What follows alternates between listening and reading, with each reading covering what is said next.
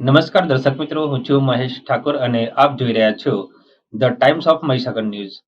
નજર કરીએ આજના મહત્વના. બાલાસિનોર તાલુકાના ઉથવાડ ખાતેથી પસાર થતી સુજલામ સુફલામ સ્પેન્ડિંગ નહેરથી પાઇપલાઇન દ્વારા ઝરમર નદીને જોડાણ કરી ઝરમર નદીના પરના ચેકડેમ ભરી ખેડૂતોને સિંચાઈનો લાભ આપવાનો લોકાર્પણનો સમારોહ માનનીય મંત્રી શ્રી કુંવરજીભાઈ બાવળિયાના હસ્તે ખુલ્લો મુકાયો,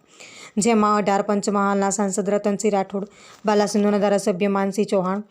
બાલાસિનોરના પૂર્વ ધારાસભ્ય રાજેશ પાઠક, બાલાસિનોર તાલુકા ભારતીય જનતા પાર્ટીના પ્રમુખ વિનોદસિંહ ઝાલા, બાલાસિનોર તાલુકા પંચાયતના પ્રમુખ સવિતાબેન ચૌહાણ, ભારતીય જનતા પાર્ટીના બક્ષીપંચ મોરચાના પ્રમુખ કાળુસિંહ, પૂર્વ પ્રમુખ અજમેલસિંહ, ઉદયસિંહ ચૌહાણ, જયાબેન ઠાકોર, હોદ્દેદારો, કાર્યકરો અને